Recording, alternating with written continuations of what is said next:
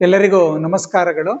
ಪ್ರೀತಿಯ ವಿದ್ಯಾರ್ಥಿಗಳೇ, ಇಂದು ನಡೆದಂತಹ SSLC ವಿಜ್ಞಾನ ವಿಷಯದ ಪ್ರಶ್ನೆ ಪತ್ರಿಕೆಯನ್ನು ನಾವು ಈ ವಿಡಿಯೋದಲ್ಲಿ ವಿಶ್ಲೇಷಣೆ ಮಾಡೋಣ. ಮೊದಲಿಗೆ ಇದರಲ್ಲಿ ನಾವು 3 ಭೌತಶಾಸ್ತ್ರ, ರಸಾಯನಶಾಸ್ತ್ರ ಮತ್ತು ಜೀವಶಾಸ್ತ್ರದಲ್ಲಿ ಕೇಳಲಾಗಿರುವಂತಹ ಬಹು ಆಯ್ಕೆ ಪ್ರಶ್ನೆಗಳಿಗೆ ಉತ್ತರಗಳೇನೆಂಬುದನ್ನು ತಿಳಿಯೋಣ.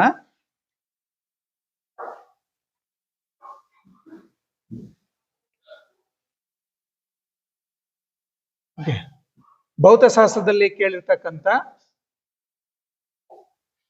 ಪ್ರಶ್ನೆ, ಬಹು ಆಯ್ಕೆ ಪ್ರಶ್ನೆಯನ್ನು ನೋಡೋಣ. ಒಂದು ಮಸೂರದ ಸಾಮರ್ಥ್ಯ +2D ಆಗಿದೆ, ಆಗ ಆ ಮಸೂರದ ಸಂಗಮ ದೂರ ಎಷ್ಟು ಅಂತ ಕೇಳಿದ್ದಾರೆ. ಸೊ ಮಸೂರದ ಸಾಮರ್ಥ್ಯವನ್ನ ನೀಡಲಾಗಿದೆ. ಮಸೂರದ ಸಾಮರ್ಥ್ಯವನ್ನ ಕಂಡುಹಿಡಿಯಲು ಬಳಸುವಂತಹ ಸೂತ್ರ P = 1/F. ಈಗ P ಅನ್ನ ಕೊಟ್ಟಿದ್ದಾರೆ, F ಅನ್ನ ಕಂಡುಹಿಡಿಯಬೇಕು. F = 1/P. ಸೊ 1/P ಅಂತಂದ್ರೆ 1 P ಎಷ್ಟು ಕೊಟ್ಟಿದ್ದಾರೆ, +2 ಕೊಟ್ಟಿದ್ದಾರೆ. ಸೊ 2ಅನ್ನ 1ರಿಂದ ಭಾಗಿಸಿದಾಗ ನಮಗೆ 0.5 ಬರುತ್ತೆ. ಸೊ F = +0.5 ಮೀಟರ್ ಆಗುತ್ತದೆ. ಅಂದರೆ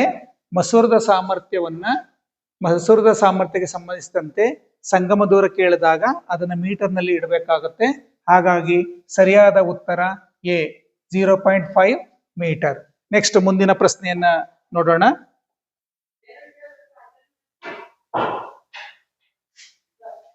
ಓಕೆ, ಎರಡನೇ ಪ್ರಶ್ನೆ ಭೌತಶಾಸ್ತ್ರದಲ್ಲಿ ಬಹು ಆಯ್ಕೆ ಪ್ರಶ್ನೆ ಇದೆ.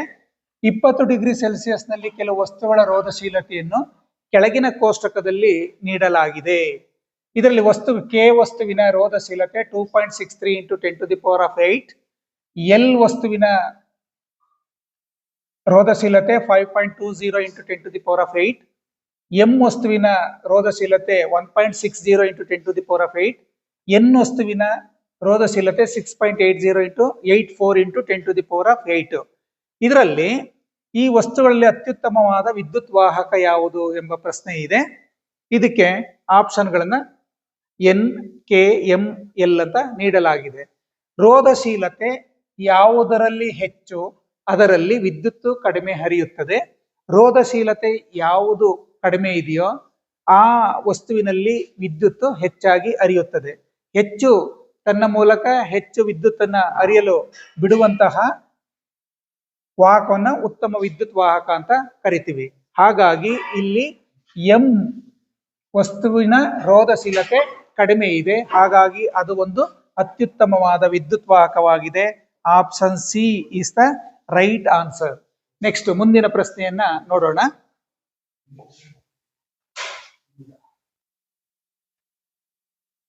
ಓಕೆ, ರಸಾಯನಶಾಸ್ತ್ರದಲ್ಲಿ ಕೇಳಲಾಗಿರುವಂತಹ ಬಹು ಆಯ್ಕೆ ಪ್ರಶ್ನೆಗಳನ್ನ ತಿಳಿಯೋಣ.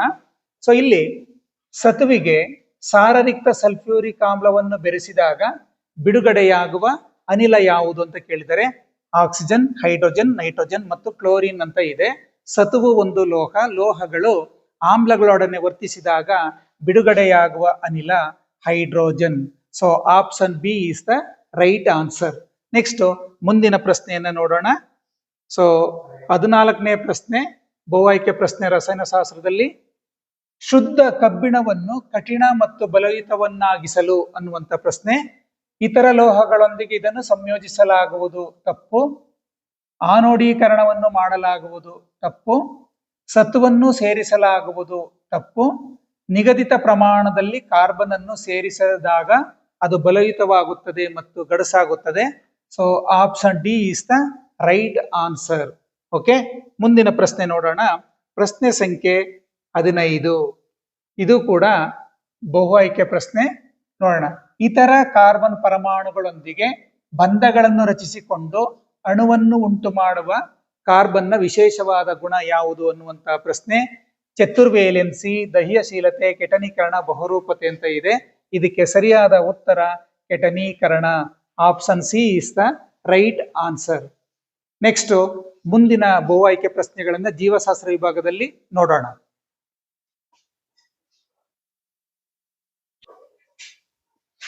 ಓಕೆ, ಜೀವಶಾಸ್ತ್ರ ವಿಭಾಗದಲ್ಲಿ ಬಯಾಲಜಿಯಲ್ಲಿ ಕೇಳಿರ್ತಕ್ಕಂಥ ಬಹು ಆಯ್ಕೆ ಪ್ರಶ್ನೆಗಳನ್ನ ನೋಡೋಣ.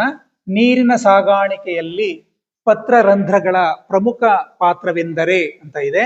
ನಿರಂತರ ಬಾಷ್ಪ ವಿಸರ್ಜನೆ ನಡೆಸುವುದು, ಕಾರ್ಬನ್ ಡೈಆಕ್ಸೈಡ್ ಅನ್ನು ಹೀರುವುದು, ಆಕ್ಸಿಜನ್ ಬಿಡುಗಡೆ ಮಾಡುವುದು, ಇವೆಲ್ಲವೂ ಕೂಡ ಮೇಲ್ಮುಖ ಸೆಳೆತ ಸೃಷ್ಟಿಸುವುದು, ಇವೆಲ್ಲವೂ ಕೂಡ ಪತ್ರರಂಧ್ರಗಳಿಗೆ ಸಂಬಂಧಿಸಿದ್ದ ಆಪ್ಷನ್ಗಳೇ ಆಗಿದ್ರೂ ಸಹ ನೀರಿನ ಸಾಗಾಣಿಕೆ ಅಂತ ಬಂದಾಗ ಅದು ಮೇಲ್ಮುಖ ಸೆಳೆತ ಸೃಷ್ಟಿಸುವುದು ಅನ್ನುವುದೇ ಸರಿಯಾದ ಉತ್ತರವಾಗಿದೆ. Option D is the right answer. Next ಮುಂದಿನ ಪ್ರಶ್ನೆಯನ್ನು ನೋಡೋಣ. ಪ್ರಶ್ನೆ ಸಂಖ್ಯೆ 27. ಪ್ರಶ್ನೆ ಹೀಗಿದೆ.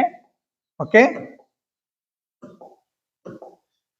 ಮಾನವನ ಜೀರ್ಣಾಂಗ ವ್ಯೂಹದಲ್ಲಿ ಆಹಾರವು ಮುಂದಕ್ಕೆ ಚಲಿಸಿದಂತೆ ಜೀರ್ಣಕ್ರಿಯೆಗೆ ಸಹಾಯ ಮಾಡುವ ಕಿಣ್ವಗಳು ಕ್ರಮವಾಗಿ ಅಂತ ಇದೆ.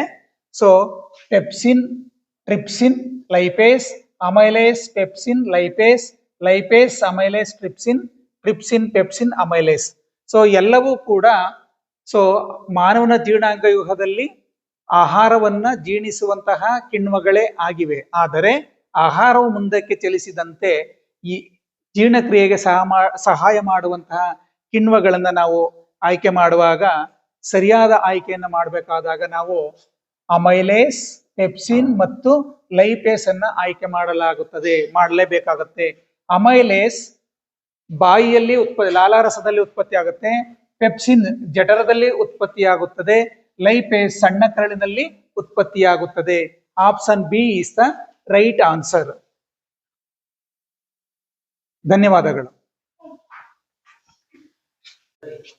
ಕೊಟ್ಟಿರುವ ಚಿತ್ರವನ್ನು ಗಮನಿಸಿ. ಇದರಲ್ಲಿ ಭಾಗ ಎಕ್ಸ್ ತೋರಿಸಿರುವಂತಹ ಪ್ರತಿಕ್ರಿಯೆಯು ಅಂತ ಇದೆ.